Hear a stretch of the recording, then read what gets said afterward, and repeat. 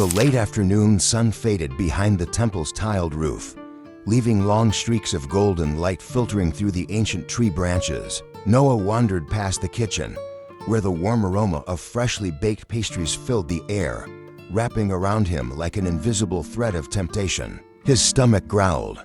He stopped, glancing inside. On the wooden table, golden brown pastries sat in a neat row, still steaming. No one was there. A perfect opportunity. Noah swallowed hard.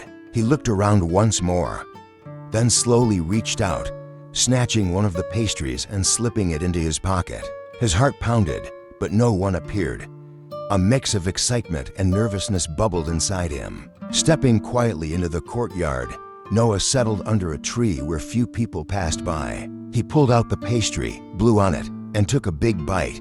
Delicious. The crust was crisp, while the red bean filling was smooth, warm, and sweet. He closed his eyes, savoring the moment. Suddenly, a deep, gentle voice broke the silence. "Is the pastry good, my child?" Noah's body stiffened. He turned abruptly.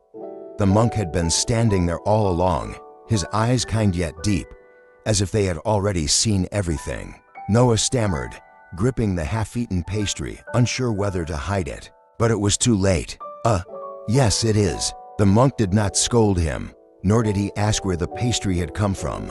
Instead, he sat down beside Noah, gazing at the open courtyard where sparrows chirped and fluttered about. After a long pause, he asked, "Tell me, my child, which type of rain soaks clothes more easily, a heavy downpour or a light drizzle?" Noah blinked, confused by the unexpected question. He answered quickly, "A heavy downpour. When it rains hard, everyone gets wet instantly." The monk smiled gently, his eyes distant. "You are mistaken. The rain that soaks clothes the most is the drizzle." Noah frowned. "Why? Drizzling rain is so light. It doesn't make you wet right away." The monk explained, "When it pours, people become alert. They open umbrellas, seek shelter, or try to avoid getting wet. But drizzle is different. It is quiet, subtle, so gentle that people often ignore it. Or even if they notice, they think it's insignificant.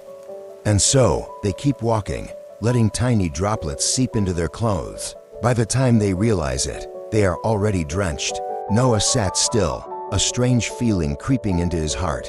The monk turned to him, his gaze warm but profound, and continued, "Life is the same way. A gesture, a step, a facial expression, or a simple word. All of these are like drizzling rain. They may seem small, but if we are not mindful, we might, whether intentionally or not, soak others in discomfort or sorrow. And at the same time, we might unknowingly soak ourselves in regret."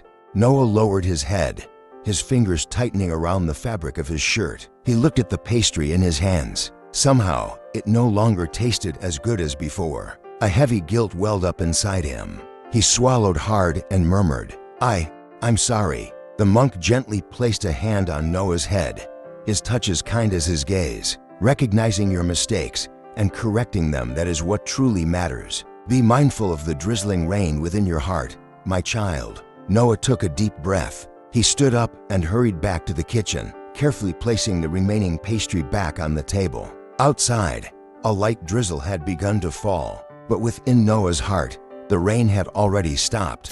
In life, no one can avoid making mistakes. However, what truly matters is not the mistakes themselves, but how we choose to face and correct them. Some people hide their mistakes out of fear, carrying the weight of guilt in their hearts. Others bravely acknowledge them, learn from their missteps, and move forward with a lighter spirit. It is this choice that leads to true growth. When we dare to face our mistakes, no one can use them against us. When we are willing to make amends, the past no longer becomes a chain holding us back, but a valuable lesson that guides us forward. Life does not demand perfection, but it always offers opportunities for us to become better each day. A right action taken after a mistake holds more value than 1,000 words of regret. So, do not be afraid of stumbling. Instead, have the courage to stand up and walk forward with sincerity, because those who dare to correct their mistakes are the ones who are truly strong.